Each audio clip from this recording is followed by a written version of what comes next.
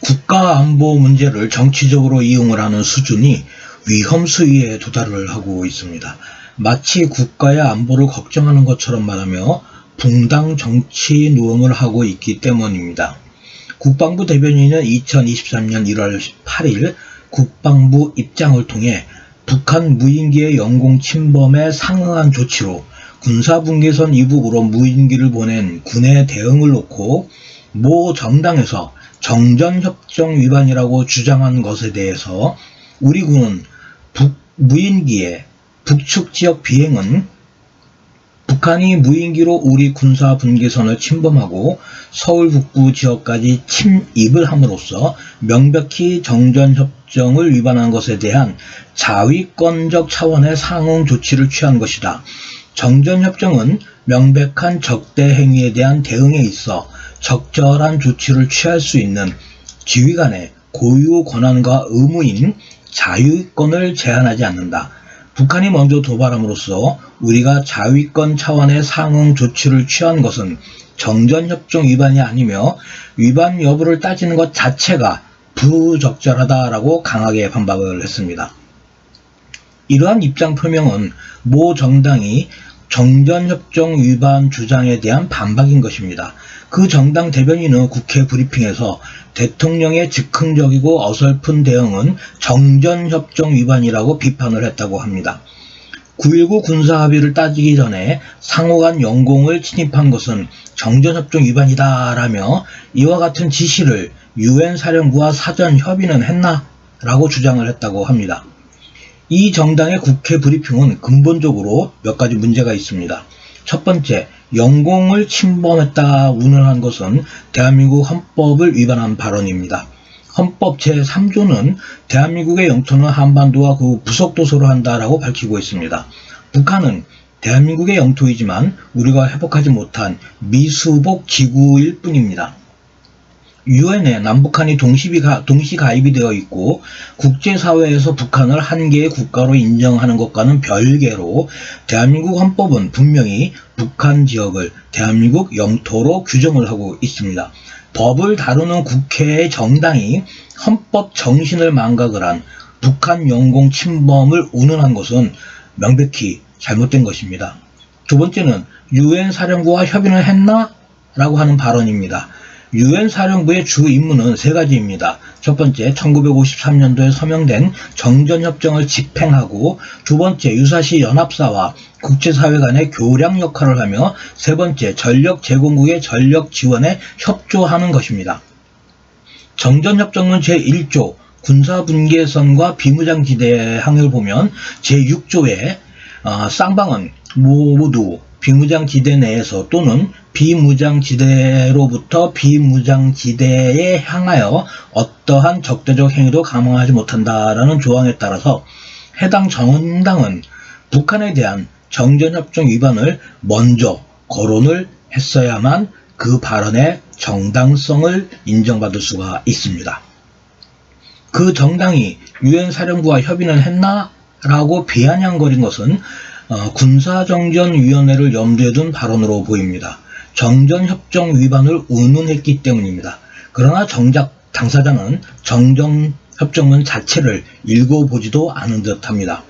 정전협정문 제2장 정화와 정전의 구체적인 조치 나절의 군사정전위원회 제2관의 책임과 권한 그리고 제24조에는 군사정전위원회의 전반적인 임무는 본 정전협정의 실시를 감독하며 본 정전협정의 어떠한 위반 사건이든지 협의하여 처리하는 것이다 라고 규정이 되어 있습니다.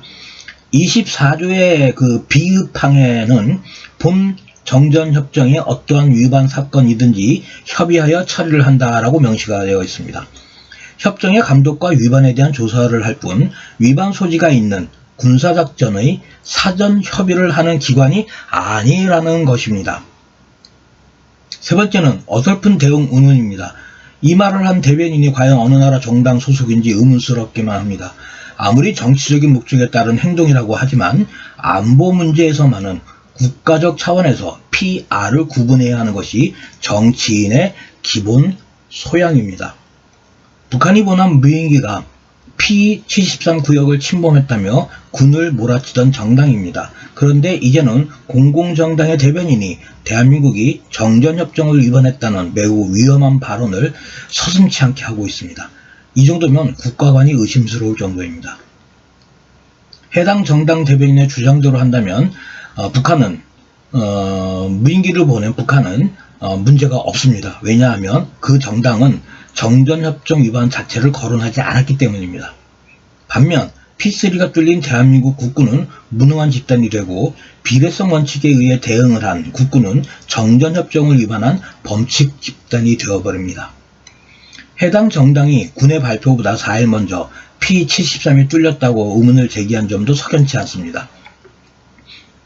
이에 대해 의문을 제기한 그 사람은 합동참모본부로부터 받은 비행 궤적을 확대해서 P73에 대입해봤다. 그 결과 비행 궤적이 P73에 인접했기 때문에 침범 가능성을 제기했다라고 주장을 했습니다.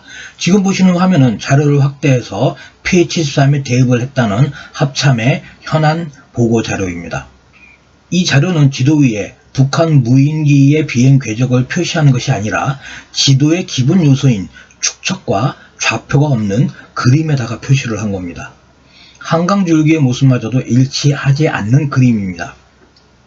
본인도 의혹을 제기한 인원과 같이 그림을 확대해서 위성사진에 대입을 해보았습니다.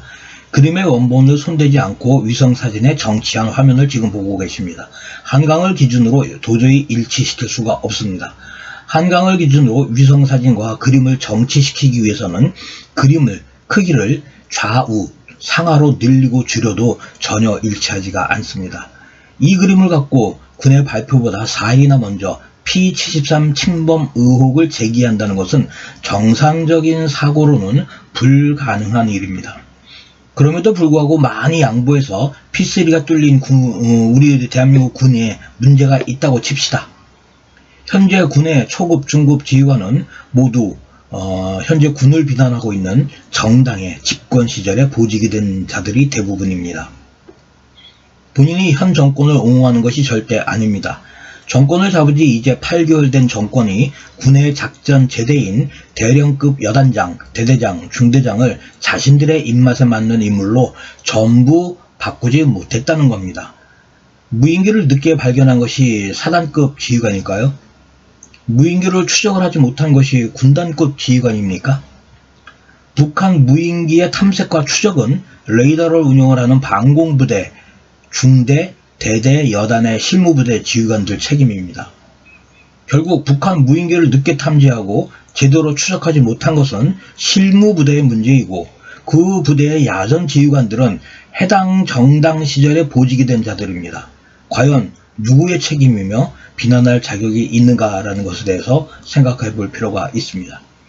정치 행위와 정치 발언에도 한계라는 것이 있습니다. 넘지 말아야 될 선도 있습니다. 그 기준은 국가와 국민입니다. 정당이 정권의 창출과 지지계층의 성향에만 편향이 될 경우 조선 왕조의 붕당의 폐해보다 더 심각한 결과가 초래가 될 것입니다. 한계와 선을 지키지 못할 때 정치인과 정당은 존재할 이유와 가치가 상실이 됩니다.